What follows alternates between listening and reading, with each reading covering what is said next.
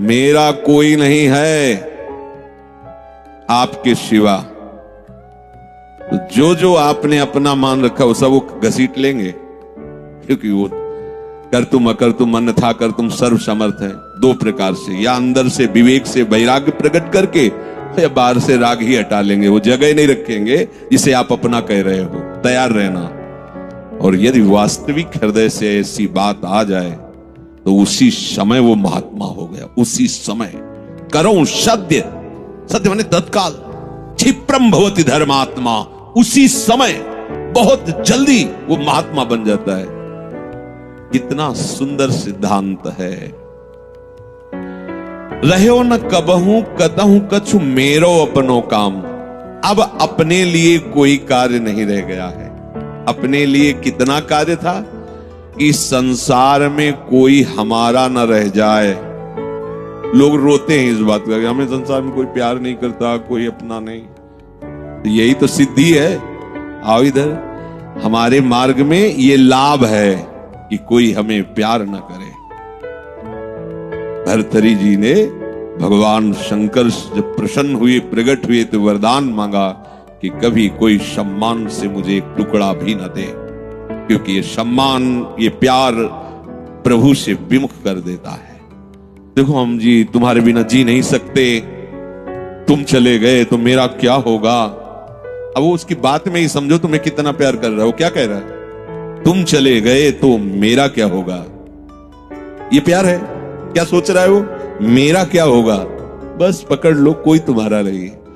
कोई तुम्हें जो बहुत प्यार करता हो उसकी बात सुनना, उसमें आप अगर विवेक जागृत है तो उसमें गंध मिलेगी केवल स्वार्थ की, केवल स्वार्थ की। कहीं किसी कोने में तुम्हें प्यार नहीं मिलेगा। पूरी प्यार की जो स्वांग भरी वृत्ति है उसमें केवल स्वार्थ नृत्य कर रहा होगा, केवल वासना नृत्य कर रही होगी, केवल कामना का तांडव होगा। बस विवेक से देखना, अगर विवेक नहीं तो सब फंसे हुए तो उसी में है। प्रभु कह रहे हैं कि जब साधक भगवद आश्रय नहीं लेता तो कहीं ना कहीं उसके हृदय में भोक्ता करता भाव बना रहता है, अहंकार के कारण। फिर वो विषयों का चिंतन करता है। बहुत ध्यान देने योग्य बात है। विषयों का भोग तो बाद की बात है, हमारी दुर्गति का प्रधान कारण विषय चिंतन है। इसीलिए भगवान ने कहा है कि जो मेरा चिंतन करता है निरंतर, उसके लिए मैं सुलभ हो जाता हूं। अनन्य चेता सततम यो माम स्मरति नित्य साहा तस्याहम सुलभा पार्थ। मैं उसके लिए सुलभ हो जाता हूं। अब यहां ध्यान देना है कि विषय क्रिया नहीं हुई, लेकिन केवल चिंतन आपके हृदय को बर्बाद कर देगा। इसलिए कहा गया कि एक क्षण भी भगवत चिंतन छूटा तो हानि हो गई। ऐसे संस्कार गलत अंदर डाल देगा, वो जलाते रहेंगे। मन जो है ना, ऐसी स्थिति पैदा कर देगा कि ये ज्ञान विज्ञान आपकी समझ में ही नहीं आएगा। ध्यायतु विषयान पुंसः। प्रभु का आश्रय ना लेने के कारण, प्रभु के परायण ना होने के कारण, निरंतर भगवत चिंतन ना होने के कारण जो अंतर होता है वो विषय चिंतन होता है। ध्यान देना, दीर्घकाल निरंतर सत्कार सेवितो दृढ़ भूमि। जब दीर्घकाल तक निरंतर भगवत चिंतन का अभ्यास किया जाता है तो दृढ़ भूमि वो इतना पक्का हो जाता है कि फिर आप छोड़ना भी चाहो तो नहीं छोड़ सकते। जैसे विषयी पुरुष भले कहीं भागवतिक स्थान में भी बैठा हो पर वो अपना ही दृश्य देखेगा, अपना ही चिंतन करेगा। ऐसे भागवतिक पुरुष भले ही वो विषय प्रपंच में बैठा हो लेकिन वो अपना ही दृश्य देखेगा, अपना ही चिंतन करेगा। तो जो भगवत परायण नहीं होते, प्रभु का निरंतर चिंतन नहीं करते, उनका विषय चिंतन ही होता है। वो विषय चिंतन ही करता है ऐसा नहीं कह रहे, स्वाभाविक होता है विषय चिंतन उससे, क्योंकि भगवत परायण नहीं है, निरंतर भगवत भजन का अभ्यास नहीं किया तो होगा क्या, विषयों को भोगता रहा है। उसी कर्तृत्व भोक्तृत्व भाव का चिंतन होता रहता है। ये बहुत खतरनाक स्थिति, प्रायः इसी स्थिति में पूरा संसार है। बैठे बैठे बस वही चल रहा है, ये किया वो करूंगा, ऐसा बना लिया वैसा बना लूंगा, अब इतना ऐसा हो जाए फिर वैसा हो, और ये सब कर सोचते सोचते काल आ गया, मृत्यु, शरीर छूटा। अब जो सोच रहा था, जो सोचा उसके परिणाम से दूसरी योनि मिली, बस यही चक्र चल रहा है। जब ये प्रभु का चिंतन करता है तो संसार का चिंतन जो स्वाभाविक होता रहता था अब हो तो रहा है। देखो ना, जैसे हम नाम जप करते हैं, भगवत चिंतन की चेष्टा करते हैं तो बड़ी जोर से गंदगी आती है। ये सबका अनुभव है जो भजन करते हैं, बड़ी जोर से, जैसे कि दरिया में उफान आ गया हो, एक से एक गंदी से गंदी, मतलब जो आपको भी लगेगा कि यार ऐसी बात कैसे हो सकती है, बिल्कुल घृणित, वो आराध्य देव पर घृणित भाव, वो अपने गुरुदेव पर घृणित भाव, वो कुछ भी डरना नहीं, समझना, ये आपके, तो आपको लगेगा कि कितना नीच हूं, कितना गंदा हूं, क्या क्या सोच रहा हूं, कैसे, मतलब कुछ नहीं, समझना, बिल्कुल तटस्थ भूमिका होनी चाहिए। मैं थोड़ी सोच रहा हूं, ये सब गंदी नाली के कीड़े की तरह मन इंद्रिया भोगों में रहे, अभी गंदगी फेंक रहे, बिल्कुल तटस्थ। अरे मैं प्रियाजू के लिए क्या सोच रहा हूं, मैं लालजू के लिए क्या सोच रहा हूं, और मैं गुरुदेव के लिए क्या, बिल्कुल नहीं। ये बेईमान लोग हैं, ये हमको भयभीत करेंगे, हमारी निष्ठा बिगाड़ेंगे, हमारा भाव बिगाड़ेंगे, बिल्कुल नहीं मानना। ये हम बहुत खूब अनुभूत सोची समझी बात कह रहे, खूब साधकों से मिली हुई बात। ये अपने आराध्य देव पर ही गलत भाव कर लेगा, ये अपने गुरुदेव पर भी गलत भाव कर लेगा। आपको डरना नहीं है, ये किसी भी तरह से आपको हटाना चाहता है। जहां आप भगवत चिंतन में लगे, अब भगवत चिंतन आपके हृदय में आए हुए या बसे हुए या पुराने संस्कार सब मिटाएगा। बिल्कुल आपको चिंता नहीं करनी, चलने दो, नाम कीर्तन, नाम जप, मंत्र जप, वाणी चिंतन, चलने दो, सेवा, ये जितनी गंदगी, चुप रहो, देखते रहो, उबने की जरूरत नहीं, खिन्न नहीं होना, ना हर्षित होना है, दोनों बात समझ। खिन्न हो गए तो वो टिक जाएगा, ऐसा क्यों नहीं है, उसमें गंदगी, जब धुलाई हो रही तो निकलेगी सब बाहर, शांत एकदम। बहुत गंभीर होना चाहिए उपासक, इस स्थिति वाले को एकदम घबराना नहीं चाहिए। वो फिर अच्छी बातें भी डालता है जो संसार में सुखद मानी जाती है, उसमें आपको हर्षित नहीं होना, तटस्थ। यहां तक कि वो भागवतिक बातें भी डालेगा तो आपको भी गंभीर रहना है, क्योंकि वो थोड़ी देर जब समझ गया कि ये भागवतिक बात को सुनता है, तो जहां भागवतिक बात दी आप सुनने लगे तो अपनी पेशगी कर देगा, आप समझ ही नहीं पाओगे, दस्तखत करवा लेगा। बहुत चतुर है, इसीलिए सबसे बड़ा चतुर सृष्टि में कौन है, रामाय भजते चतुर नर, उसे सुजान कहा गया है, क्योंकि इन सब चतुरों को भी काबू में करने की सामर्थ्य भगवान नाम जापक में है। एक एक हरकत वो मन की देखता रहता है, एक एक हरकत, छोटी सी छोटी उसकी चेष्टा। अच्छा समझ में आ रहा है, ठीक, कुछ नहीं, कोई नहीं बिगाड़ सकता, बस आप झुकना नहीं इस पे।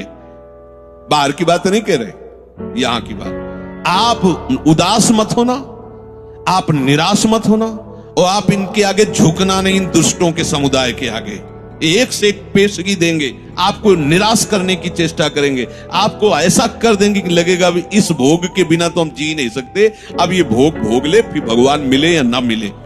झुकना मत इनके आगे, ये दुष्ट प्रवृत्तियां आपको रौंदने की चेष्टा कर, और आप तभी नहीं झुकेंगे जब मत परायणा भगवदास। अगर भगवदास रही तो बातें बोलते रहो, कुछ नहीं होने वाला, वो अपने आप वहीं आपको आकर्षित कर लेंगे। तो जो भगवद आश्रय छोड़ चुका है और संसार का आश्रय लिए है, तो चाहे जितनी चतुराई करे, संसार का ही चिंतन होगा। और संसार का चिंतन है विषयों का चिंतन, और विषयों का चिंतन है दुर्गति। स्पष्ट समझ लीजिए, क्योंकि विषय चिंतन में राग, प्रियता, आसक्ति पैदा होती है। जैसे विषय चिंतन होता है, उस विषय चिंतन के प्रति राग होता है, प्रियता होती है। अगर ये वस्तु मिल जाती आज खाने को, ये भोगने को, ये देखने को, ये सुनने को, मजा आ जाता, आनंद आ जाता, ऐसा राग, प्रियता और आसक्ति और विषय सेवन की ललक अब रहा नहीं जा रहा। ये कब शुरू हुआ? विषय चिंतन से। ध्यान रखना, ध्यायतो विषयान पुंसः संगस्तेषुपजायते। विषयों का ध्यान करने से, चिंतन करने से विषय संग अर्थात आसक्ति उसके हृदय में प्रकट होती है। अब तो रहा नहीं जा रहा, अब वो भटक रहा है, क्या करूं, कैसे करूं, कहां वो पाऊं, ललक रहा है अंदर। बड़ी दुर्गति की ये स्थिति होती है। प्रायः हर साधक इस आग से जल करके आगे निकलता है। आग बुझाने की चेष्टा मत करना। इसमें अगर आपने थोड़ी भी बैलेंस बनाने की कोशिश की तो मार्ग छूट जाएगा।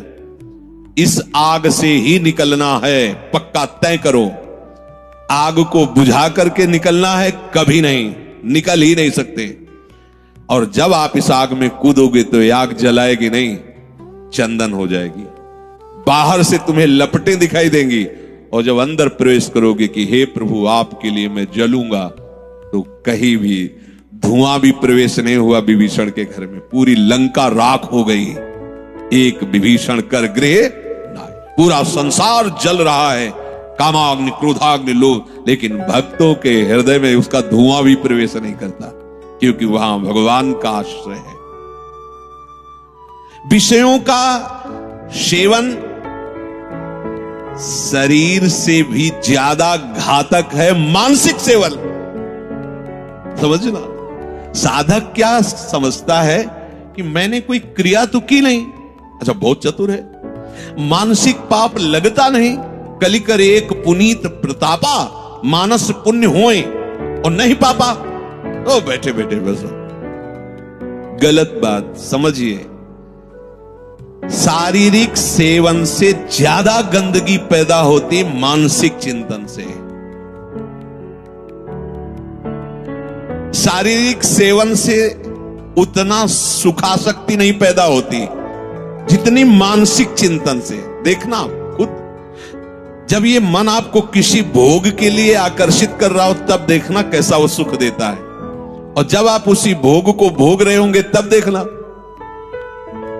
फिर लगता है कि वो तो जो चिंतन में था वो तो समझो शारीरिक क्रिया से ज्यादा घातक मलिनता पैदा करता है मानसिक भोगों का संयोग। उसमें विषयों की विशेष आसक्ति पैदा हो जाती है। वो ऐसी प्रियता होती कि बार बार हृदय को चूर चूर करती रहती है।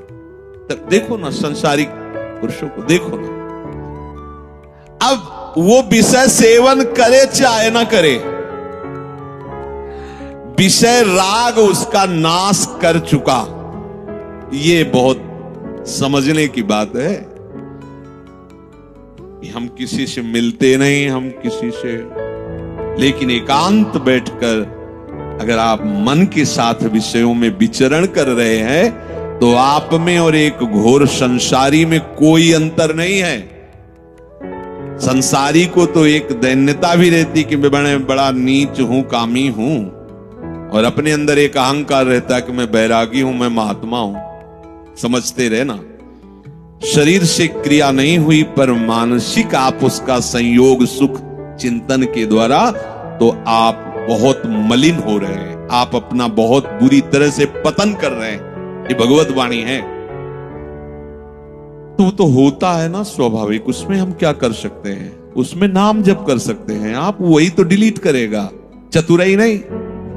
कई बार सत्संग में कहा, कुछ भी चल रहा है अंदर, मन फेंक रहा है, राधा राधा राधा राधा, ये जो आपका राधा राधा चल रहा है ना, एक भी चाल उसकी नहीं चलने देगा। वो चाहे जो विषय सेवन की बात, विषय सुख की, बार बार राधा, तो वो जलाएगा तुमको। बंद करो ये राधा नाम, पहले हम जो पेश कर रहे हैं उसमें तन्मय हो, बस आप छोड़ना नहीं तो हानि हरिवंश के नाम अंतर परे। कहे हनुमंत विपत्ति प्रभु सोई, जब तो सुमिरन, यही विपत्ति फंसा देगा। अरे बहुत विचित्र है, बहुत विचित्र है। लड़खड़ा कर कदम वहीं खड़े हो जाएंगे जहां चिंतन चल रहा है। बहुत घृणित मन की ये चिंतन वाली वृत्ति आपको क्रिया में उतार देगी, आप रुक नहीं पाएंगे।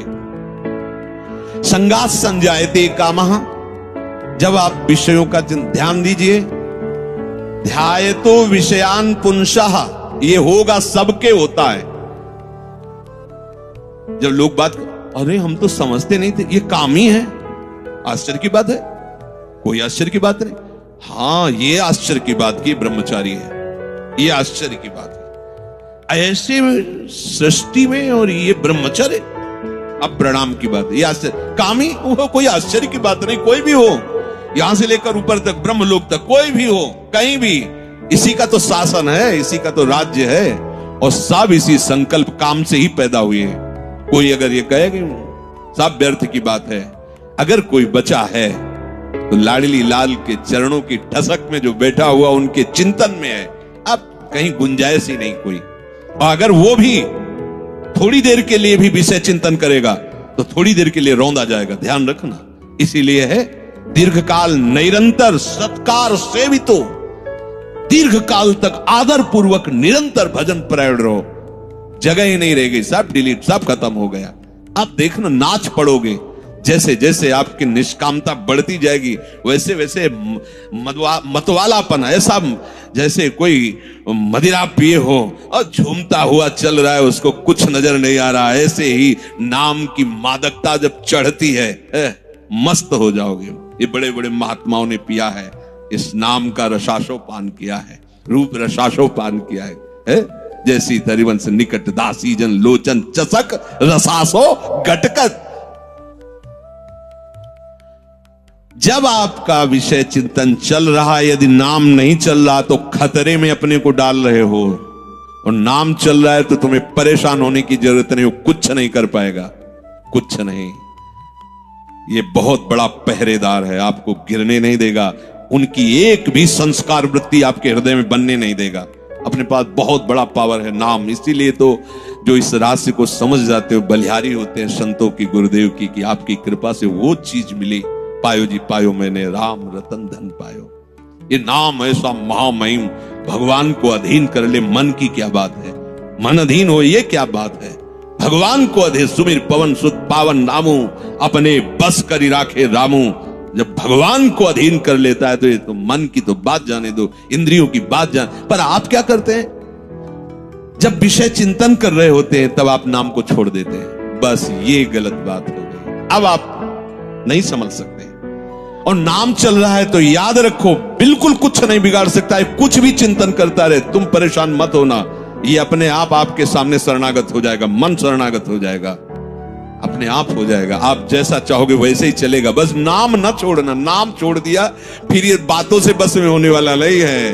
बहुत ही ये दुर्जय शत्रु है, मन दुर्जय शत्रु है। नाम की कृपा से जब ये मित्र बन जाता है तो इससे बड़ा सुख देने वाला भी कोई नहीं होता, ये भी बात समझ लेना। और जब नाम नहीं चलता है, विषयों का चिंतन करता है, तो इससे बड़ा दुख देने वाला कोई दुश्मन नहीं है। संगास्तेषु उपजायते, ये मन चिंतन करके विषयों में राग पैदा कर देता है। कैसे वो भोग मिले, अब तो जीवन बेकार लगता है बिना उसके भोगे। अब तो, और सही बात, न उसे रात में नींद आती है, न दिन में उसे किसी से मिलना अच्छा लगता है। जैसी प्रेमी की स्थिति होती ना, ऐसे कामी की भी हो जाती है। बस उसको वही बात, कब मिले, कब देखूं, कब भोगूं, बस अंदर जिस विषय में तन्मय हुआ वो इसी विषय के लिए। अब जब वो प्रबल कामना हो जाती है तो कामात क्रोधो भी जायते। यदि कामना की पूर्ति हो गई तो भयंकर दोष पैदा हो गया, लोभ, और भोगूं और मिलूं, कभी एक क्षण के लिए ये भोग हमसे दूर ना हटे। और कहीं प्रतिकूलता पैदा हो गई तो भयंकर दोष पैदा हो गया, क्रोध। दोनों में हानि है। कामना से कभी किसी का कोई मंगल नहीं हुआ है। अगर काम की पूर्ति होती है तो भयंकर लोभ पैदा हो जाएगा। कैसा लोभ पैदा हो जाए, ये ऐसे ऐसे, इतना नहीं, ये शरीर नहीं, वो शरीर, ये वस्तु नहीं, वो वस्तु, बढ़ता चला जाएगा और घोर व्यभिचारी हो जाएगा। और अगर प्रतिकूलता हुई तो क्रोध पैदा हो जाएगा। ऐसा क्रोध पैदा हो जाएगा, क्यों, जिसको कहता है कि मैं तुम्हें बहुत प्यार करूं, उसी को मार देगा, वो हिंसा कर देगा। ये बिल्कुल समझने की बात है।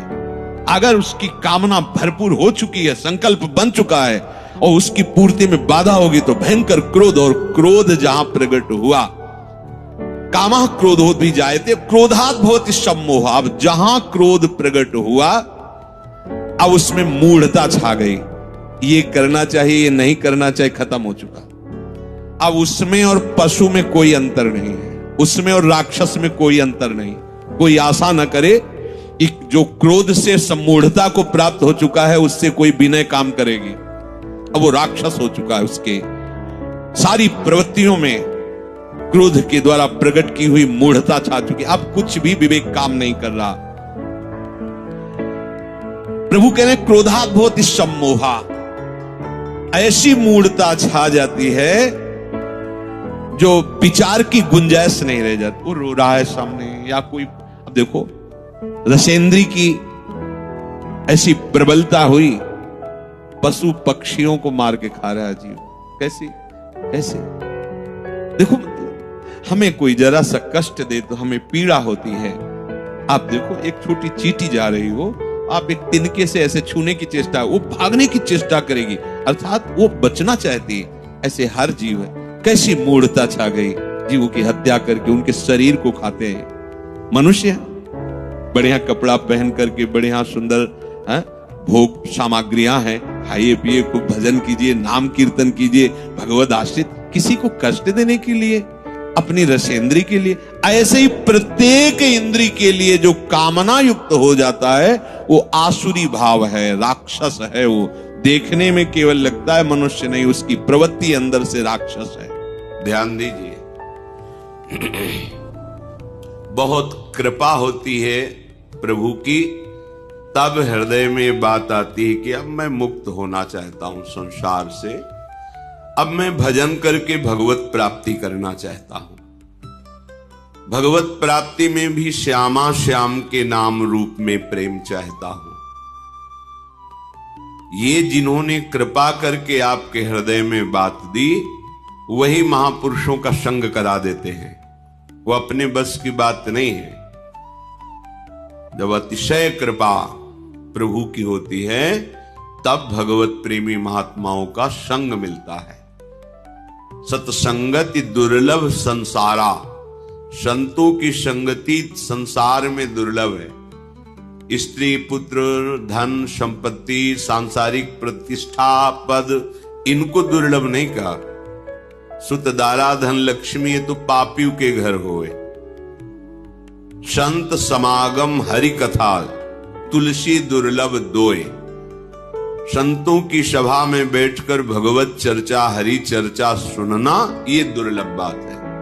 सत्संगति दुर्लभ संसारा, महत् सत्संग बड़ा दुर्लभ है। जो प्रभु के चरणों के सिवा अन्य कोई चिंतन नहीं, अन्य कोई चाह नहीं, अन्य कोई वार्ता नहीं, अन्य कोई संबंध नहीं, उसे महत् पुरुष कहते हैं। एकाकार वृत्ति अपने इष्ट में, सा महात्मा सुदुर्लभा। ऐसे भगवत प्रेमी महात्माओं का संग मिल गया तो कह रहे हैं श्रुतो, सुनो, ध्यान देकर सुनो, मनन करो और उसको अपने हृदय में उतारो। हृदय में मन बुद्धि चित्त अहंकार को जैसी आज्ञा हो रही वैसे ही चलाओ। मन बुद्धि चित्त अहंकार के अनुसार मत चलो। क्यों? विदन्नपि स्वार्थ विधाति सर्वम हा धिंग ना वृंदावनाश्रयामि। तुम वृंदावन में आए हो, प्रिया प्रीतम का कृपा प्रसाद मिला है, संतों का संग मिला है, तो जो सुन रहे हो उसे बहुत कीमती बात मानकर सुनो। इससे कीमती कोई बात नहीं है। पर हम क्या करते हैं, उस बात को मानते नहीं है। तो सुन भर लिया और सुना दिया, माना नहीं तो पर्यो प्रवाह काल के कदापि छूटी है नहीं। काल प्रवाह से केवल सुनो और सुना लेने से नहीं, उसका मनन करके आचरण में उतारने से होता है। तो तुम जो मनन नहीं करते, आचरण में नहीं उतारते, वो स्वार्थ विध्वंसी भगवत कार्य बिगाड़ने वाले आचरण आपसे छूटते नहीं है।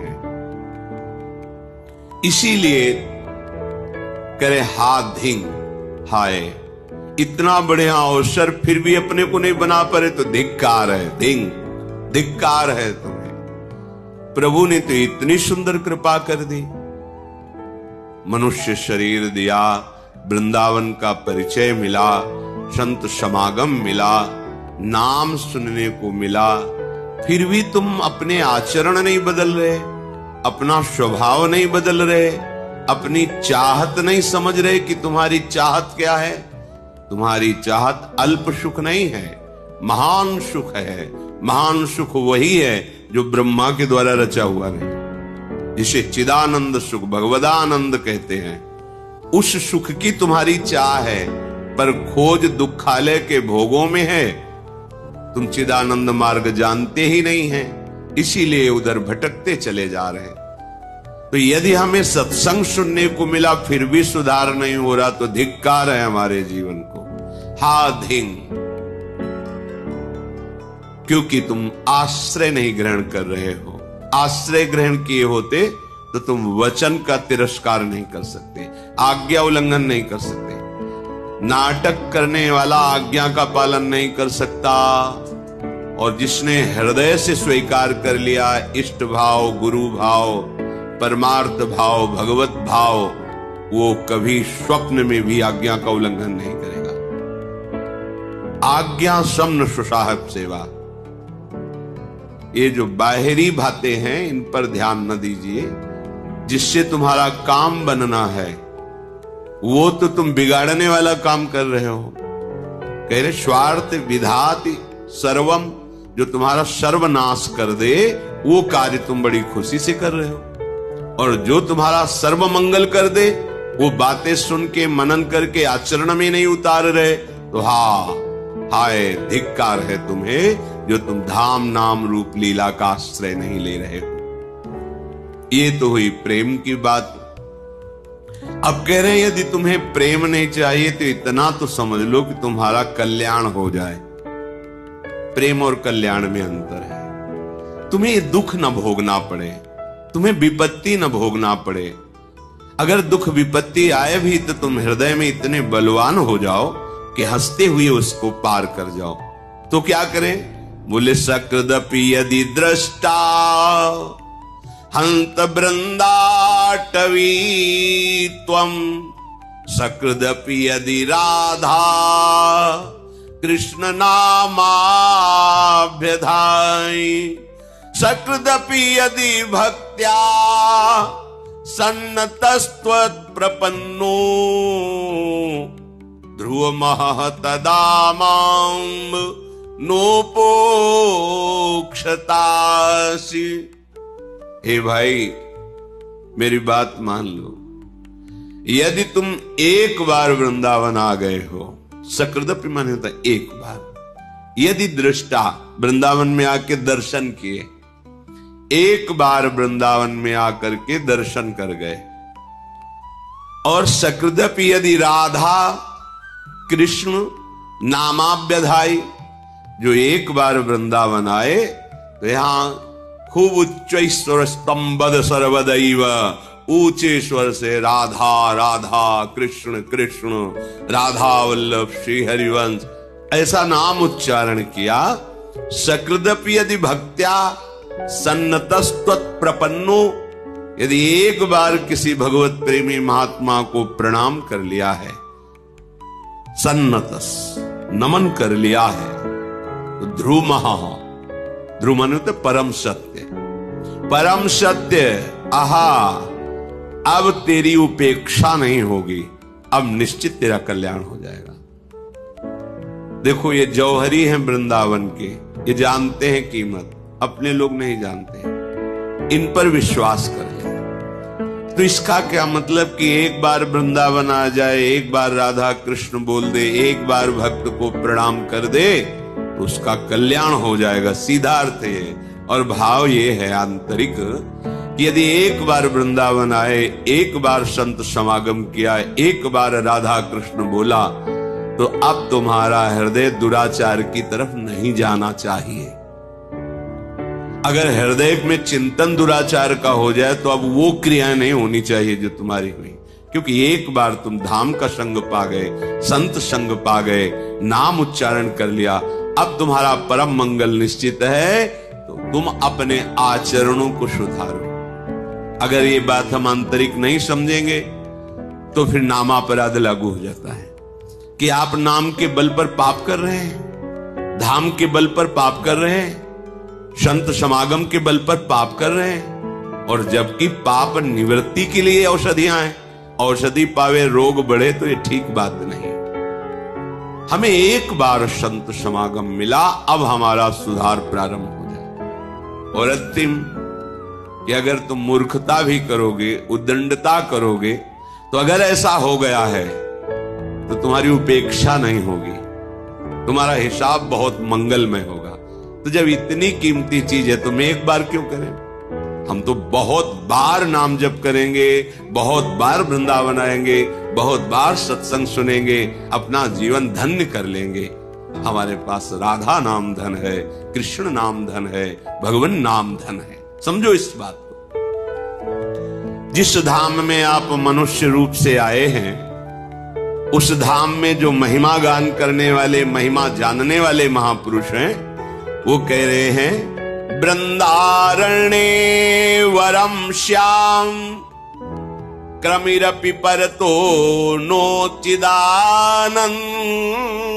देहो रंकोऽपि श्याम तुल्यः परमहीन परत्राद्भुतानंत भूतिः शून्योऽपि श्याम हि श्री हरि भजन लवेनाति तुच्छार्थ मात्रे लुब्धो नान्यत्र गोपी जन रमण पदाम्भोज दीक्षा सुखेपि। आहा, हे वृंदावन धाम, मुझे अपनी नाली का कीड़ा बना लेना, पर मुझे बाहर चिदानंद धाम में शरीर भी नहीं चाहिए। चिदानंद में बाहर शरीर नहीं चाहिए, धाम में कीड़ा बना देना। वृंदारण्ये वरम श्याम क्रमिरपि परतो न चिदानंद देहो। परतो बाहर मुझे रे मन वृंदा विपिन निहार विपिन राज सीमा के बाहर हरि हूं को न निहार। रे मन वृंदा विपिन निहार यद्यपि मिले कोटि चिंतामणि तौ न हाथ पसार। जय श्री भट्ट धूली धूसर तन ये आशा उर्धार। धूली धूसर तन ये आशा उर्धार। रे मन वृंदा विपिन निहार। ऐ मन, तू केवल वृंदावन को देख। यदि वृंदावन के बाहर हरि भी खड़े हो तो आंख उठा के मत देख, बड़ा रहस्य है। अत्यंत प्रेम वपु श्री लालजू महाराज राधा आराधन तत्पर, ये केवल वृंदावन में ही देखने को मिलेंगे। बाहर वैभव संपन्न भगवान श्री हरि है और यहां रसघन मोहन मूर्ति में महाप्रेम स्वरूप श्री लालजू का जो वृंदावन में स्वरूप विराजमान है, जो प्रियाजू लालजू गलवहियां दे करके नवीन नवीन कुंजों में नवरस केली करते हुए विहरण कर रहे हैं। यद्यपि करोड़ों चिंतामणि बाहर मिले, एक चिंतामणि सारे दुखों को मिटा देती है। करोड़ों चिंतामणि मिले तो भी, करोड़ों रत्न मिले तो भी बाहर की तरफ वृत्ति मत ले जाओ। श्री धाम वृंदावन का आश्रय बड़ा महामहिम धाम है। आशा करो कि तुम्हारा अंतिम समय इसी धूल में दूषरित होते हुए जाए। हमारे प्राण निकल रहे हो वृंदावन में, अंदर की बात कहते हैं। यहां जब कोई शरीर छोड़ता है तो वृंदा सखी यहां के अधिष्ठात्री देवी है, सहचरी है। तत्काल सहचरियां आती हैं और उसको प्यारी जू का नाम जिस समय वो स्मरण करने की योग्यता खो देता है, धामवासी को तत्काल राधा नाम सुनाया जाता है और श्री जी की कृपा से, श्री जी के नाम प्रभाव से वो अद्भुत सुख को प्राप्त करता है। ये यहां की बात कह रहे हैं, धाम की महिमा वर्णन है, ये मनगढ़ंत नहीं है। काशी में शास्त्रों में भी लिखा है, वर्णन भी सब कोई जानता है। मच्छर भी मरता है तो भगवान शिव मोक्ष प्रदान करते हैं, और जहां की रज के लिए भगवान शंकर भी मस्तक पर धारण करके यही निरंतर वास करने की आकांक्षा करते हैं। ये वो धाम है जो रज शिव शनकादिक याचत, और ये वो महारस है यन नारदादे सुकैरगम्यम वृंदावने वंजुल मंजु कुंजे तत्कृष्ण चेतु हरणैक विज्ञ मत्तास्त किंचित परमम रहस्यम। जब श्री जी करुणा करके बताती हैं तो उनकी बात में ये सब वेदान्नपि संन्यस्ति, वेदान्नपि संन्यस्ति माने त्याग, अब सब त्याग। जब मालिक यहां स्फुरण करके बता देते फिर किसी के प्रमाण की जरूरत नहीं होती, और वो ऐसे नहीं बताते हैं कि स्फुरित हुआ हो गया, वो दिखाते हैं ये देखो ऐसा हुआ ऐसा हुआ। अब मान जाओ तो तुम्हारी बात बन जाएगी, और ना मानो तो हमारी बात तो बनी है ही है। तुम्हारे मानने न मानने से हमारी बात में थोड़ी कोई बात, क्योंकि हमारी केवल बात ही नहीं है, ये बात की बात है। भगवत रसिक, रसिक की बातें रसिक बिना को समझ सके ना। तभी श्रीपाद कह रहे वृंदारण्य वरम श्याम क्रमिरपि, आहा मुझे यहां के नाली का कीड़ा बना दिया है, बाहर मुझे चिदानंद देह दे करके, क्योंकि यहां के नाली के कीड़े को भी वो पद मिलेगा जो बाहर के चिदानंद देहधारी को भी नहीं मिलेगा। विश्वास करो, ये धाम अलौकिक है। जैसे जैसे आप ये सब जो कुछ आप देख रहे हो सब नहीं है, न यहाँ स्त्री है, न पुरुष है, न जड़ है, न चैतन्य है, न गुण है, न अवगुण है, न माया है, न काल है। ये प्रेम धाम है। ये जब अपना प्रकाश करता है, आप बताना भी चाहो तो बता ही नहीं पाओगे। अनिर्वचनीयम प्रेम स्वरूपम, बस हृदय जानेगा। बहुत बहुत संकेत हो सकता है, हौ लोग मति नहीं लहो प्रमाना, जानत श्री हरिवंश सुजाना। ये केवल प्रिया प्रीतम की सखियां यही वही कुछ वर्णन करते हैं तो अपने को भाव द्वारा ग्रहण करने का रास्ता मिल जाता है, नहीं तो अलौकिक अचिंत्य, अचिंत्य तुम्हारे चिंतन में भी आने वाला। प्यारोडुम क्षमते न यच्छु सुखादि नाम तु ध्यानगम, महारस कह रहे यहां के नाली का कीड़ा बना दीजिए। जब भगवान शिव इतने कृपालु हैं कि उनकी नगरी में कोई शरीर त्यागे तो मोक्ष पदवी देते, तो वो जिनकी कृपा का गान कर रहे हैं, मुनींद्र वृंद वंदिते त्रिलोक शोक हारणी, उनकी चरण रज जहां है वहां शरीर छूटेगा तो सखियां के राधा नाम सुना दे, इसमें आश्चर्य क्या है। निश्चित निश्चित जो मोक्ष में भी सुख नहीं वो सुख या शरीर त्यागने से प्राप्त होता है। महामहिम श्रीधाम वृंदावन। श्रीपाद प्रबोधानंद जी ब्रह्म प्राप्त महापुरुष, भगवत प्रेम का जब रसास्वादन हुआ धाम की कृपा से, तो क्या याचना कर रहे हैं कि अगर मुझे अगला जन्म मिले तो मुझे भले वृंदावन का नाली का कीड़ा बना देना, पर अन्य कहीं किसी लोकांतर में देह चिदानंद देकर मत भेजना। मुझे यही वृंदावन का बड़ा अद्भुत धाम है, बड़ा चमत्कारिक धाम है। रंकोपि श्याम तुल्य परमहीन परत्राद्भुतानंत भूति। यदि वृंदावन में तुम्हें दरिद्रता पूर्वक रहने को मिला है तो तुम्हारे समान बाहर की जो ब्रह्मादि की विभूतियां हैं वो भी बराबरी नहीं कर सकते। यहां की एक छोटी सी झोपड़ी और आप वास करके श्यामा श्याम का आराधन उपासन कर रहे हैं। ये ब्रह्मलोक वासियों को भी सौभाग्य नहीं प्राप्त है जो आपको प्राप्त है।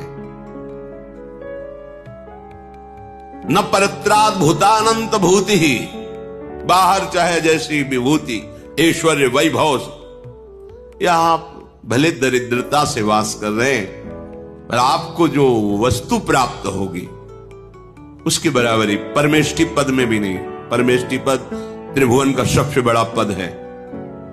एक छोटे छोटे गांव के प्रधान, फिर एसएस, एमएलए, सांसद, मंत्री, मुख्यमंत्री, प्रधानमंत्री, राष्ट्रपति, देवराजेंद्र, फिर प्रजापति, फिर परमेष्टि, सबसे बड़ा पद परमेष्टि पद। ब्रह्मादिक के भोग सब विषम लागत आई, नारायण ब्रजचंद की लगन लगी ही जाए। और ब्रजचंद जहां चकोरवत अतृप्त होकर अपने नेत्रों से जिस रूप रस का पान करते हैं, वो महारानी जी का निज महले है। कैसे कोई महिमा गान करे। शून्योपिश्यामि श्री हरि भजन लवे नाति तुच्छार्थ मात्रे। बहुत बड़ी बात कह रहे, ध्यान से सुनो। यदि तुम्हें अखंड वृंदावन वास मिल गया है तो तुम चिंता न करो। यदि तुम्हारे द्वारा लव बहुत छोटा समय होता है, इतना भी भजन नहीं बनता, बहुत बड़ी बात है। शून्योपिश्यामि ही, शून्य भजन आगे बराबर शून्य, बहुत बड़ी बात करे। ये जल्दी समझ में नहीं आएगा सबके। शून्योपिश्यामि श्री हरि भजन लवेनाति तुच्छार्थ मात्रे। भले उस अखंड वृंदावन वासी से एक लव मात्र समय के लिए भी भजन नहीं बन रहा है। और बड़ी बात कह रहे हैं, तुच्छार्थ मात्रे, वो छोटे छोटे भोगों में विचलित हो रहा है, पर उसकी निष्ठा है कि प्राण निकल जाए, हम वृंदावन से बाहर ले जाएंगे। और उसने राधा रमण के चरणारविंद की दीक्षा ले ली, राधा माधव के चरणारविंद की दीक्षा ले ली, शरणागति ले ली, और निश्चय कर लिया कि खंड खंड हो जाए तन अंग अंग सत टूक, वृंदावन ने छाड़ियो छाड़ी वो है बड़ी चूक। बस शरणागत हूं, धाम का अखंड आश्रय है, और लव मात्र शून्य मात्र है, भजन हो ही नहीं रहा, तो क्या होगा? बोले वो परम पद का अधिकारी हो जाए। ये है हमारे धाम की महिमा, ये है, इस पे बिल्कुल संशय न करना। जो नाम से गति, जो रूप चिंतन से, जो लीला चिंतन से, वही अखंड धाम वास से। कल्याण तो एक बार की बात में ऊपर में कह गए कि यदि एक बार देख लिया, एक बार यहाँ की गलियों में राधा राधा कृष्ण कृष्ण उच्चारण किया, एक बार किसी भक्त को दंडवत कर लिया, जाओ अब तुम यमपुरी नहीं देखोगे, यमराज के दूत तुम्हें स्पर्श नहीं कर पाएंगे। प्रेम की बात उसके ऊपर हुई थी। अब ये महामहिम बात करें, अखंड वृंदावन वास की बात, प्राण चाहे निकल जाएं, वृंदावन से बाहर नहीं जाएंगे। तो बोले भजन बराबर शून्य, विषय है सेवन, गति परम पद। क्यों? धाम की कृपा। ये बाहर नहीं पचेगा जब तक कृपा का अनुभव नहीं होगा ये बात। और जब ये बात आ जाती है ना, तो हर समय छाती फूली रहती है, और प्रिया प्रीतम का एक पल के लिए विस्मरण नहीं होगा। इसमें छुपी हुई बात है, क्योंकि ये धाम हिया फिरे स्वार्थ आपने, और भजन गए फिरे बाह। और देश के बसत ही घटत भजन की बात, वृंदावन में स्वार्थ उलट भजन होए जात, ये प्रभाव है इसका।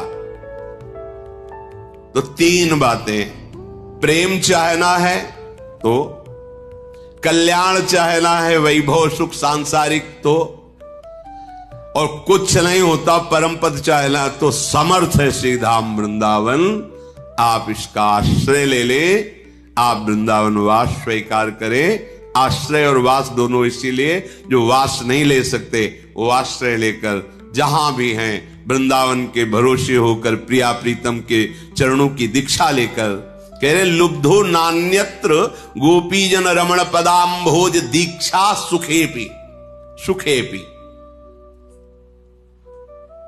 श्री प्रिया प्रीतम के चरणारविंद की दीक्षा लेकर के सुखपूर्वक, चाहे वो दरिद्रता क्यों ना हो, वो महासुखी है, वृंदावन वास कर रहा है, उसे परम पद की प्राप्ति होगी। जिनके हृदय में सच्चिदानंद भगवान का आश्रय नहीं, तो हर चेष्टा उनकी पाखंड हो जाती है। भगवत ऋषि जी कह रहे हैं, बिन विवेक वैराग्य भक्ति बिन सत्य नए को मानो, भगवत विमुख कपट चतुराई सो पाखंड जानो।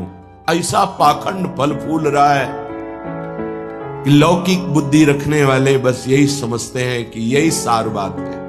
नहीं, कर लो कर लो, तुम्हें 50-100 वर्ष मिले, पाखंड कर लो, दंभ कर लो, नाटक कर लो, जो चाहो एकत्रित कर लो। दुनिया का एक कबाड़ है, जब छूटने का समय आएगा तब तुम्हें पता चलेगा। मन पछताई है, अवसर बीते। समय था तो प्रयाश्चित नहीं किया अपने पाखंड का, दंभ का, पाप का। कल चर्चा हुई थी, दो नहीं रख के यहां से जाना चाहिए, एक ऋण और दूसरा पाप, नहीं तो तुम्हारे को आना पड़ेगा, दुर्गति हो जाएगी। किसी का एक पैसे का, एक वस्तु का उधार ऋण नहीं होना चाहिए जीवन में। और कोई भी पाप अब हमको साथ लेके नहीं जाना। अगर भूल से हो गए हैं तो हम उनका यहां प्रायश्चित करेंगे, अंदर से जलेंगे और संत महात्माओं से पूछेंगे इस पाप का हम क्या दंड स्वीकार करें, कौन सा प्रायश्चित करें। वो जो आदेश करें बिना किसी प्रश्न के, संशय के, उसे स्वीकार कर लो, पाप नष्ट हो जाएगा। पाप और ऋण ये अपने जीवन में नहीं होना चाहिए, पर पाखंड, दंभ ये केवल पाप कराता है। भोले भाले भूले हुए जीव प्राणी वो जानते नहीं है कि किसे सत्य अध्यात्म कहते हैं, बस भूल में और भूल बटोरते घूम रहे हैं। कहीं कुछ भी तुम्हें मांगने की जरूरत नहीं, किसी के आगे हाथ पसारने की जरूरत नहीं कि आशीर्वाद दे दीजिए, हमारी प्रार्थना मान लीजिए। यदि आप नाम जापक हैं तो दूसरों को सुख देने की सामर्थ्य रखने वाले हैं, आप भगवान के अंश हैं। आप कोई साधारण नहीं, आप अपने स्वरूप को पहचानिए, ये भटकना छोड़िए। आप परम स्वतंत्र भगवान के अंश हैं, आप परम स्वतंत्र हैं। ये माया आपको जो बांधे हुए है, इसी से मुक्त होने के लिए, इसी भ्रम को मिटाने के लिए हमें मानव देह मिला है। ए मारे घूम है, हमें सुख मिल जाएगा, कोई दे देगा आशीर्वाद। अरे आशीर्वाद भगवान ने दे दिया तुम्हें, तुम भगवान के अंश हो, तुम्हें मानव दे दिया, तुम्हें बुद्धि दे दी, विवेक दे दिया। इससे तुम सुखी नहीं हो पा रहे तो किसी के आशीर्वाद से क्या सुखी हो जाओगे। आशीर्वाद भी वही लागू होता है जो सत्कर्मी होता है, जो पाप नाशक अनुष्ठान किए हुए उसी के ऊपर आशीर्वाद जाता है। आप सोचे आप करें पाप, विषय विलासिता, और आपको कोई परमहंस आशीर्वाद दे दे, आपकी सामर्थ्य नहीं कि ऐसे आशीर्वाद देने वाले महापुरुष तक पहुंच पाए। जो पे दुष्ट हृदय सोई हुई, मोरे सन्मुख आव की सोई, वो जा ही नहीं सकता। अगर चले गए तो आशीर्वाद मांगने की जरूरत नहीं है, वो बात मिल जाएगी जो तुम्हें दूसरों को आशीर्वाद देने की सामर्थ्य प्रदान कर देगी। अपने लोग भगवान को भी आशीर्वाद देते हैं, अपने लोग महारानी जी को आशीर्वाद देते हैं, उन्हीं के नाम बल से, उन्हीं के चरण आश्रय बल से। लाडली जो थारो अविचल रहो जो सुहाग, आपका सुहाग अविचल रहे, आप दोनों ऐसे सुखी रहे। जब हम अपने आराध्य देव श्यामा से हमको आशीर्वाद दे सकते, फिर और कौन बचा। तो किसके बल से? उनके नाम बल से, उनकी आराधना के बल से। क्या आप नाम जप नहीं कर सकते? क्या आप आराधना करके ऐसे समर्थ नहीं बन सकते? समर्थ वही है जिसका हाथ फैलाना मिट जाए, किसी से भी नहीं। आपके पास नाम है, आपके पास मंत्र है, उपासना है, आप समर्थ हैं, पर आप अपनी वस्तु को पहचान ही नहीं रहे। नाम जप में रुचि नहीं, सतमार्ग सत्क्रियाएं ये रुचि नहीं, तो कहीं भी भाग के चले जाओ, दुख ही मिलेगा, अशांति मिलेगी, चिंता मिलेगी, आशीर्वाद नहीं मिलेगा। वो देगा भी तो लगेगा नहीं, क्योंकि हृदय में हमारे अंदर पात्रता नहीं आ रही। पात्रता नाम जब से आती, मान लो प्रार्थना, कुछ समझ में आवे या ना आवे, राधा राधा राधा। श्रीपाद कह रहे हैं न राधा प्रियो नापि वृंदावनम और नैव वृंदान तत्प्रेम भाजाम। प्रेम भाजाम, जो प्रेम पात्र बन चुके हैं, जिनके हृदय में वृंदावन प्रकाशित हो चुका है, प्रिया प्रीतम खेल रहे हैं, ऐसे महापुरुषों का संग नहीं, वृंदावन का आश्रय वास नहीं और प्रिया प्रीतम की उपासना नहीं, तो तुम्हारा जीवन धिक्कार, किस काम का जीवन। ये बच्चे पैदा करना, सोना खाना पीना रहना जीना, ये तो सुअर कुत्ता भी कर रहे हैं। देव दुर्लभ मनुष्य देह कही गई, बड़े भाग मानुष तन पावा, शुर दुर्लभ सद ग्रंथन गावा, दुर्लभो मानुषो देहो। बड़ी महिमा किस बात की? भगवत प्राप्ति की, जीवन मुक्त होने के लिए, भजन रूपी धन कमाने के लिए। यदि भजन नहीं, ज्ञान नहीं, भक्ति नहीं, वैराग्य नहीं, तो फिर पशु से बढ़कर के तुम नहीं हो, पशु से नीचे ही हुए। क्योंकि पशु तो अपने कर्मों का भोग भोग कर ऊपर उठ रहे हैं, तुम सबसे ऊपर आकर अब ऐसे कर्म कर रहे हो कि नीची योनियों को जाओगे। श्रीपाद कह रहे हैं कोई भी आराधना किए बिना प्रभु की सुखी नहीं हो सकता, चाहे वो ब्रह्मा के पद में ही क्यों ना हो। सच्ची मानना, अगर सुख का अनुभव होगा तो भगवत आराधना से, ये बैठ जाए दिमाग में। भोगों में सुख नहीं है। अनंत ब्रह्मांडों में जितने भोग हैं सब माया के द्वारा रचित हैं। अगर वो सुखद भोग लग सकता है तो प्रभु को अर्पित करने के बाद, प्रभु से जुड़ने के बाद, प्रभु की दृष्टि पड़ने के बाद, जैसे ऐसे हम पाते हैं तो अन्न है, लेकिन जब प्रभु को अर्पित करते हैं तो प्रसाद हो जाता है, और प्रसाद पाप का नाश करके हृदय में प्रसन्नता प्रकट करता है। प्रसन्नता ही भगवद आनंद की तरफ आगे बढ़ाती है। समझ में नहीं आ रहा, हम बार बार भटक रहे हैं इन्हीं भोग, इन्हीं सुविधाओं को सुख मान। अगर नाम जप नहीं चल रहा तो समेट लो जितनी सुख सुविधाएं, अंतिम समय हमारी बात याद करना, कुछ तुम्हारे हाथ नहीं लगेगा। अब भी देख लो, कोई 20 का है, कोई 50 का, कोई 40 का, 30 का, इतना समय व्यतीत हो गया, क्या है तुम्हारे पास जो यहां से ले चलोगे? और कौन सी अनुभूति है जिसमें तुम तृप्ति का अनुभव कर रहे हो कि मुझे ये मिला, मैं तृप्त हो गया? कुछ नहीं, जीरो पे जीरो हो। वही वासना, वही मांग, वही चिंता, वही शोक, वही भय, वही कामना। देखो ना, अंदर देखो।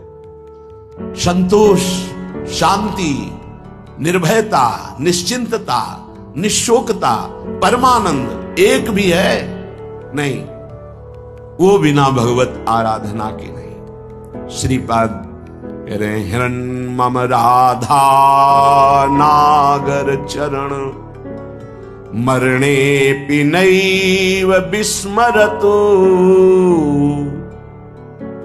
तनुरपि न विपत् कोटिषु जीवन वृंदावनम क्षणम त्यजतु। ये बहुत सुंदर बात मांग रहे हैं। जब मेरे मरने का समय आवे तो हे राधा नागर अर्थात प्रिया प्रीतम, जीवन आपको समर्पित है तो अंतिम श्वास में आप चूक मत करना। यदि जीते जी मैं आपके योग्य नहीं हुआ, आपने दर्शन नहीं दिए, आप नहीं मिले, चलेगा। क्यों? क्योंकि नाम आपका है ना, नाम के सहारे जी लेंगे हम आपकी लीला गुण गायन करके जी लेंगे, आपके प्रेमी जनों के संग से आपके चरणारविंद के अनुराग रंग में हम जी लेंगे। पर अंतिम समय आप बहुत सुंदर है, भक्तों ने मांगा भी है, कह रहे हैं कि अंतिम समय आप मेरे हृदय में स्फुरित हो जाए। जब मैं शरीर छोड़ रहा हूं उस समय केवल प्रिया प्रीतम। निश्चित निश्चित ये हमारा विश्वास, हमारा हृदय इस बात को पक्का करता है कि जैसे भी बने हम लगे रहे हैं जीवन भर प्रभु के चरणों में, तो अंतिम में प्रभु फिर अपनी कृपा विशेष करते हैं। उस उपासक के हृदय में प्रभु स्फुरित हो जाते हैं, स्मरण रूप में या रूप रूप में स्फुरित हो जाते हैं। यदि जीवन में किसी महात्मा का संग रहा है,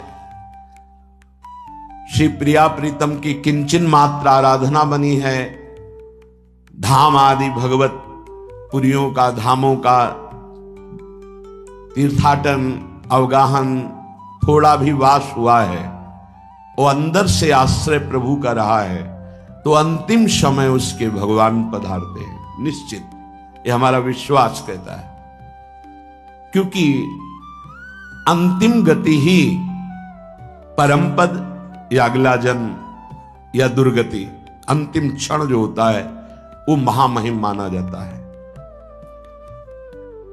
कहते आपके विश्वास से क्या प्रमाण क्या है?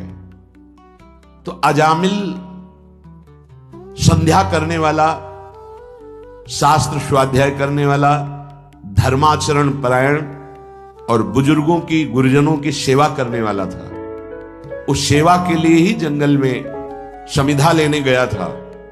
वहां व्यभिचार परायण वैश्य और व्यक्ति को देखा, कामांध हो गया। एक दृश्य ने उसे पूरे जीवन को बर्बाद कर दिया। तो अंतिम समय में जब वृद्धावस्था की सीमा चल रही थी कि उस समय संतान का योग था ही नहीं, पर संत जन आए और उन्होंने कहा कि अब जो संतान होगी उसका नाम नारायण रखना। अत्यंत आसक्ति छोटे पुत्र में होने के कारण मरने के समय वो उसे बुला रहा था, नारायण नारायण। तो शायद वो आवाज वहां तक ना पहुंची हो, पर नारायण के पार्षद आ गए और उसको परम पद मिला। ये घटना क्यों घटी? क्योंकि धर्मात्मा था, वो अच्छे आचरण करने वाला था, कुसंग से भ्रष्ट हो गया तो क्या हुआ? हरि ने अंतिम संभाल दिया। तो जो अपने जीवन में प्रयासरत है कि नाम जप करूं, जीवन में प्रयासरत है कि हमसे कोई पापाचरण ना हो जाए, जीवन मेरे जीवन धन प्रभु के लिए है, तो ये हमारा विश्वास है अंतिम उसका बहुत मंगलमय होगा। जो जीवन में मनमानी आचरण करता है, पापाचरण करता है, ढेर सारी वही बहुत समेट लिया, मरोगे तो कुछ साथ नहीं जाएगा। वो अंतिम समय जो तुम्हारी दुर्गति होनी वही तुम्हारे दिमाग में आ जाएगा और तुम उसी को प्राप्त होगे। श्रीपाद मांग रहे हैं प्रियालाल से, हन्मम राधा नागर चरणम मरणे पिनैव विस्मरतु। जीवन भर आपकी आराधना की, अब अंतिम समय जब मेरा मरने का आवे तो हे प्रिया प्रीतम आप स्फुरित हो जाए, आपके चरणारविंद हमारे हृदय में स्फुरित हो जाए। अब ऐसे कड़वे संसार में जन्म ना हो जहां केवल छल है, कपट है, धोखा है, जहां सत्य का किंचन मात्र लेश भी व्यवहार में नहीं है। तत्व तो सत्य विराजमान है पर उसका परिचय नहीं। असत माया का खेल चल रहा है, नहीं जन्मना ऐसे संसार में। हमें आपकी प्राप्ति करनी है। माना कि मेरे में सामर्थ्य नहीं, पर अंतिम समय आपसे प्रार्थना है आप हमारे हृदय में स्फुरित होना। और हे वृंदावन, आप मुझे ऐसी सामर्थ्य देना कि भारी दुख का समय हो अंतिम, तो भी मैं आपके धाम से अपने शरीर को बाहर न जाने दूं। ये बड़ी बात है। एक क्षण के लिए भी मैं कभी अंतिम चेष्टा में, जब मेरा शरीर भारी पीड़ा में हो, यहां से जब जाना होता है, जिनका आखिरी जन्म होता है, तो बहुत कुछ हमारी गंदगी जमा है जन्म जन्मांतरों की, वो बहुत शीघ्र भोगवाई जाती थोड़ा थोड़ा करके। तो देखा जाता है कि बड़े महापुरुष भी अंतिम समय बहुत ही विकराल परिस्थिति आ जाती है, उस समय भागना नहीं है औषधि के लिए, नहीं, ये धैर्य उपासक के अंदर ही होता है। पास में ही राधा टीला है, अभी कुछ ही वर्षों पहले की बात है, यहां के पूज्य जो महंत जी थे, बड़े ही कुंज बिहारी श्री हरिदास चरणारविंद के अनुरागी थे। रामकृष्ण मिशन में गए, परेशानियां बढ़ रही थी, उन्होंने जांच की, उन्होंने कहा यहां नहीं, आपको दिल्ली जाना होगा, या हो सकता है आगरे में हो जाए, या तो नहीं हो सकता, न मथुरा में न वृंदावन में। कुंज बिहारी श्री हरिदास कौन जाएगा दिल्ली आगरा। हालत खराब होती चली गई। श्री हरिदास कुंज बिहारी श्री हरिदास। सबसे कहा कि स्वामी जी बुला रहे हैं हमें, जल्दी तैयारी करो जल्दी।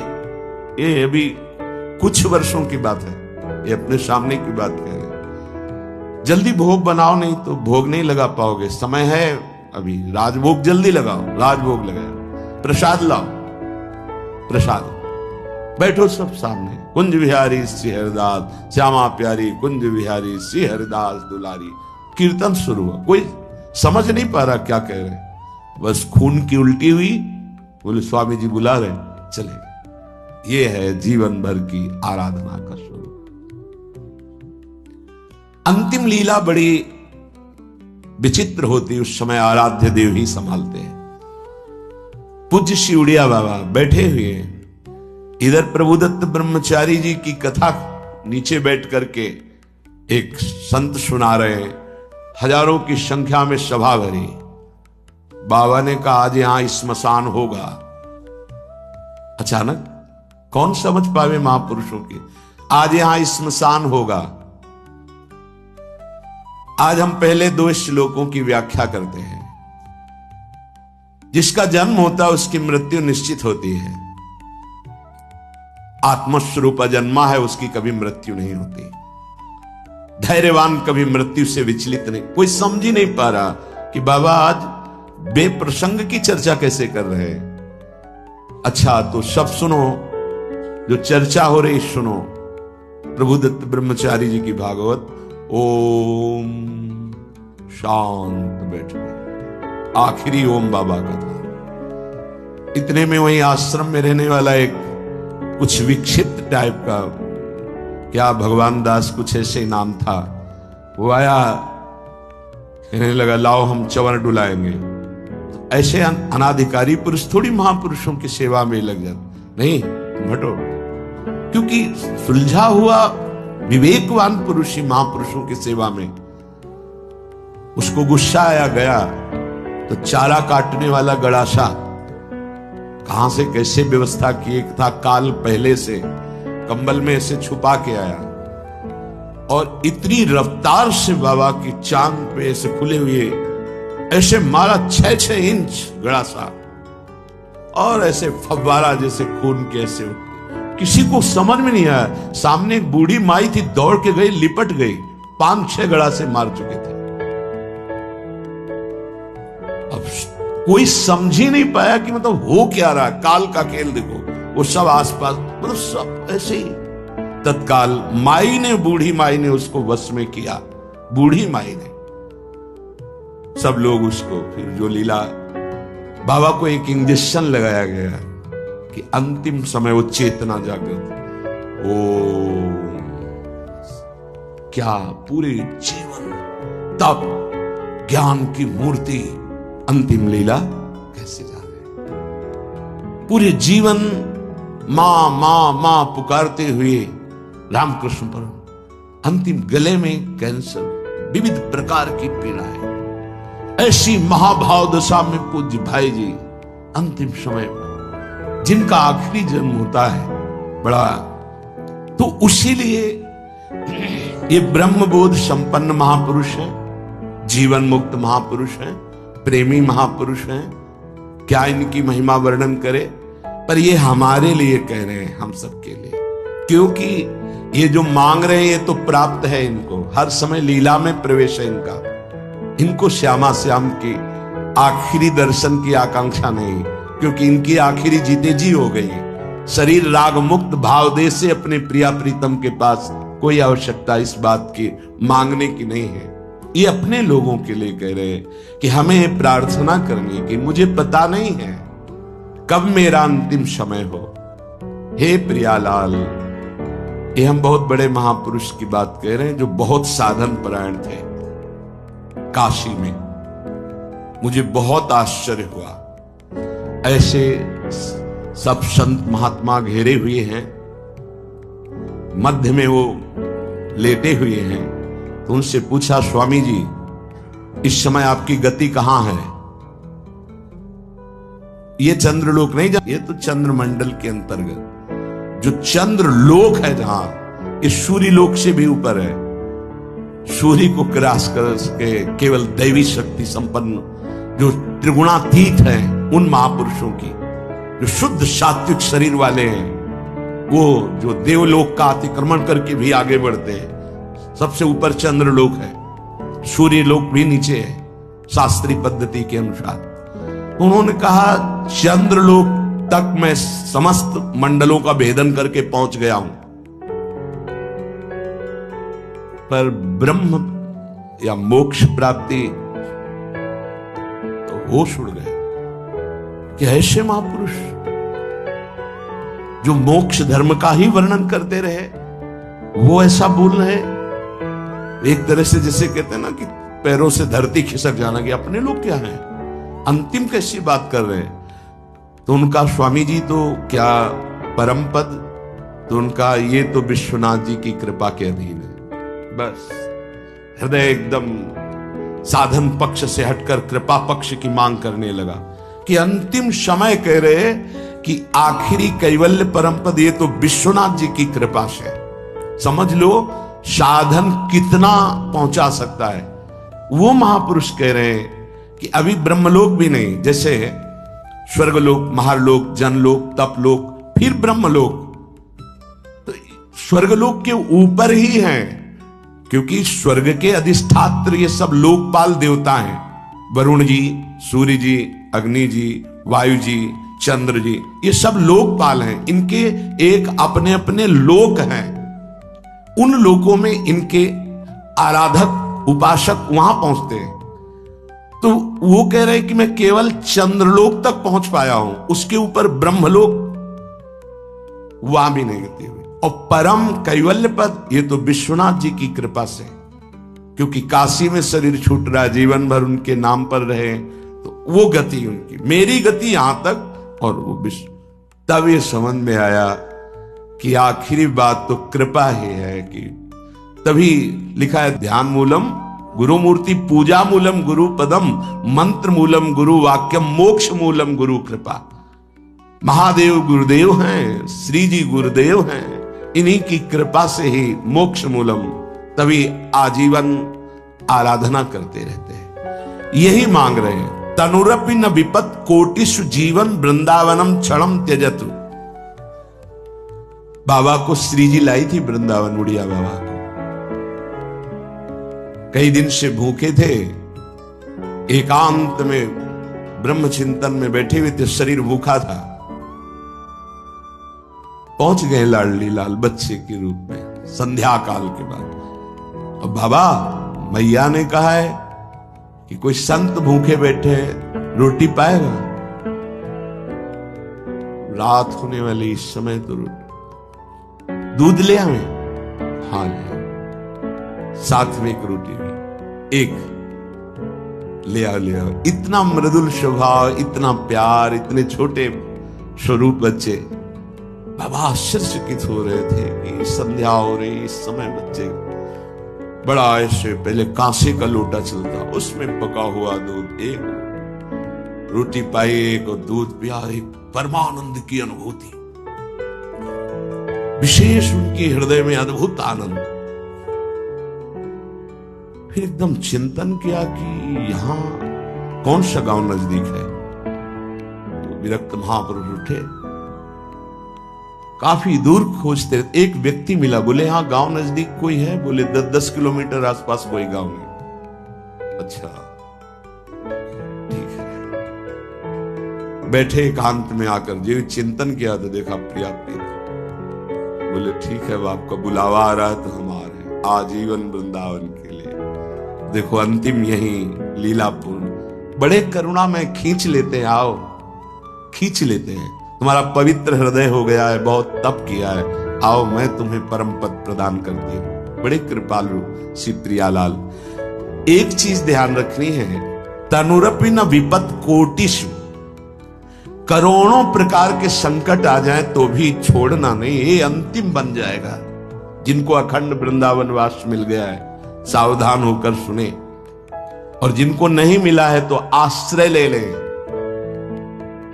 कई बार चर्चा की, रजरानी चरणामृत साथ है, वृंदावन का आश्रय है, और वाणी जी साथ है, तो जहां शरीर छूटेगा, जैसे भारतीय सैनिक राजकीय विभाग का कहीं भी शरीर छोड़े, भारत के आज्ञा के अनुसार, सरकार की आज्ञा के अनुसार गया हो, तो तिरंगे पे ही स्वागत होते हुए उसको भारत ही लाया जाएगा। ऐसे ही हम वृंदावन प्रिया प्रीतम के उपासी, कहीं भी शरीर छूटे, आप सम्मान पूर्वक श्रीधाम वृंदावन लाडली जी के महल में ही आएंगे, विश्वास कर लीजिए।